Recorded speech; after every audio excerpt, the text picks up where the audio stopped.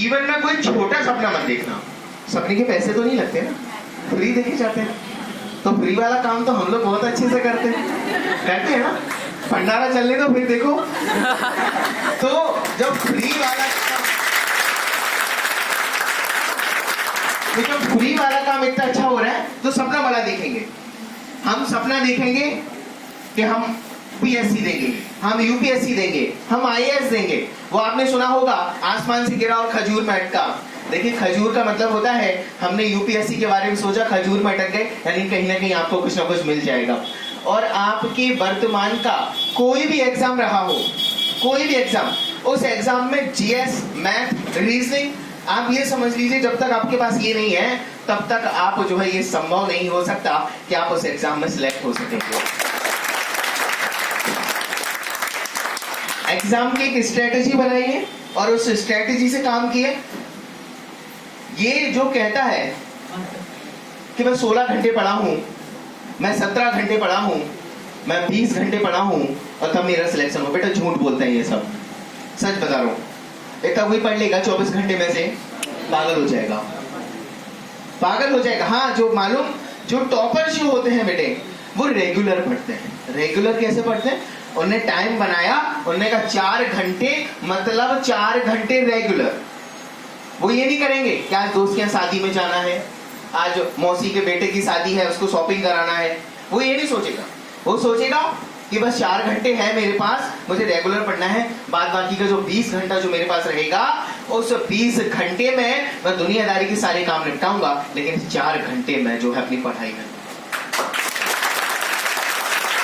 तो सबसे पहली बात तो यही होती है टॉपर्स की, कि जो है टॉपर्स कुछ इस प्रकार से काम करते हैं। एक छोटी सी कहानी सुनाऊंगा। कई सारे लोग कहते हैं कि मैं पैसे वाला नहीं हूं, मैं गरीब हूं, मैं कैसे करूंगा, मेरे से कैसे हो पाएगा, मेरे घर की आर्थिक स्थिति अच्छी नहीं है। सही बात है बेटे, हम सब लोग जहां से निकले हैं काफी सारी मुश्किलों को झेलना पड़ता है, हमें काफी सारी चीजें फेस करनी पड़ती हैं। लड़कियां होती हैं तो बोला जाता है कि ब्याह कर दिया जाएगा, शादी कर दी जाएगी, कमा धमा के ससुराल को पैसे वाला करेगी, पैसे हमसे खर्चे होंगे, दुनियादारी की तमाम सारी बातें। अलग अलग लोग अलग अलग बातें। लड़कों के साथ प्रॉब्लम होती है कि भी लड़का है, बाहर जाएगा, बिगड़ जाएगा, उसको यही कुछ होना चाहिए। और इस दुनियादारी की ये जो चीजें होती हैं, तब जो है हम अपने लक्ष्य को पाने से कहीं ना कहीं रह जाते हैं। तो एक छोटी सी मैं आपको कहानी सुनाऊंगा, बड़ी रियल है। अभी लगभग 2006 की मैं आपको बात बता रहा हूँ। तब मैंने खुद अपनी तैयारी कर रहा था, मैं उस समय एक इंजीनियरिंग स्टूडेंट हुआ करता था। बड़े ध्यान से सुनना, आपको कहीं ना कहीं इंस्पायर जरूर करेगी। 2006 की बात है, मैं एक ट्रेन से भिंड से ग्वालियर के लिए आ रहा था, और वो मेरा ग्वालियर में नया नया स्पॉट था, तुरंत सेटल हुआ था। मैं भी कोई बड़े परिवार से नहीं था, एक तो मिडिल से भी जो लोअर फैमिली जो होती है, मैं उसका रहने वाला था। मैं ट्रेन में मिला, मेरे सामने एक सीट पर एक बंदे बैठे हुए थे, बड़े उदास थे। मैंने उनको पूछा क्या हुआ भैया, बड़ी अच्छी हाइट पर्सनालिटी। मैंने कहा क्या हुआ भैया, ऐसे उदास क्यों बैठे हो? तो बोले कुछ नहीं, बस मैं जो है पीएससी की तैयारी करना चाहता हूँ और मेरे पास पैसे नहीं है, तो मैं इसलिए ग्वालियर जा रहा हूँ कि कहीं से कोई व्यवस्था कुछ हो जाए। तो मैंने 2 मिनट चुप रहा। मैंने कहा आप एक काम करो, मेरा भी कोई ऐसा खास बड़ा रूम नहीं है, हम दोनों उसी में रहते हैं, एक रोटी होगी, आधी आधी खाएंगे।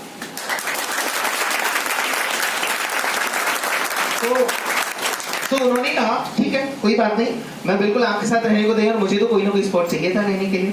और हम दोनों इस चीज पर राजी हो गए। मैं और अपने साथ लेके आया, हम दोनों ने साथ में रहना शुरू किया और खूब मेहनत की, साथ में रहना शुरू किया। वो क्या करते थे, मैं उस समय एक ग्रेजुएट स्टूडेंट था, तो मुझे पढ़ाई लिखाई की कोई ऐसे मायने मालूम नहीं थे। वो उसमें पीएससी की तैयारी कर रहे थे। रात को 12 बजे वो अपनी टेबल पर बैठ जाते थे पढ़ने के लिए, और उसमें लाइट बहुत परेशान करती थी। तो अपनी टेबल पर बैठ जाते थे और इतनी मोमबत्ती मोटी मोटी लाके और ऐसे सामने रख के लाइट चली जाती थी, उसी से पढ़ते थे। पसीना आता था, टॉवेल रख ली, पहुंचते चले गए, पढ़ रहे हैं। और सुबह 6 बजे तक वो व्यक्ति उठते नहीं थे अपनी कुर्सी से। मेरी आंख रात को खुल जाती थी 2-2:30 बजे। मैं पूछता था भैया आप चाय पियेंगे क्या? तो बोलते हैं बना दो। तो मैं उनके लिए चाय बना के देता था, एक उनको देता था, एक खुद को। बड़ी खुद को शर्म आती थी, बताइए इतना पढ़ते हो, मैं नहीं पढ़ता हूँ। मैंने एक दिन उनसे पूछ ही लिया, मेरे से रहा नहीं गया। मैंने उनसे पूछा, मैंने कहा भैया आप इतना क्यों पढ़ते हो, क्या जरूरत है इतना पढ़ने की?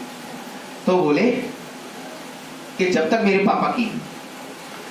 मेरे पिता की इस ग्वालियर रेलवे स्टेशन पे रात को 12 बजे से चाय की केटली खटकती रहेगी, तब तक मैं यहाँ पर जो है,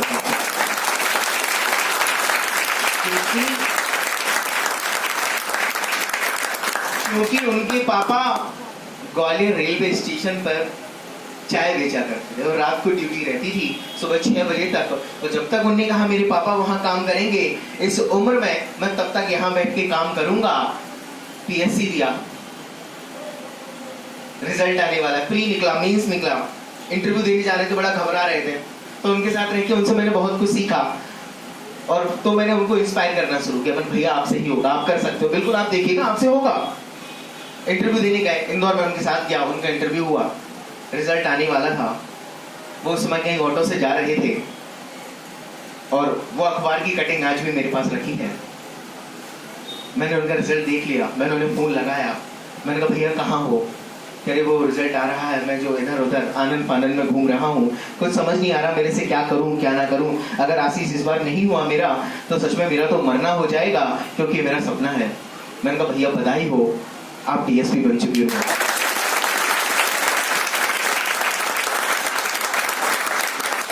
पूरे मध्य प्रदेश में 72वीं रैंक थी, अभी आपके इंदौर में पोस्टेड है ऐसे एडिशनल एसपी सिद्धांत सिंह कुशवाहा उनका नाम है। सोचिए बेटे, तो प्रतिभाएं यहां से निकल कर आती हैं, ऐसे लोग पढ़ते हैं, हम जैसे लोग पढ़ते हैं बेटे। कभी कोई मंत्री या मिनिस्टर का बेटा जो है वो कभी आईएएस आईपीएस नहीं बनता, हम जैसे लोग जो है जो इस आग में सब आईएएस बनते हैं। अब चूंकि मैं उनके साथ रहा, मैंने भी कहा भैया मुझे भी आईएएस बनना है। उन्होंने कहा बिल्कुल, क्यों नहीं, तुम बिल्कुल कोशिश करो।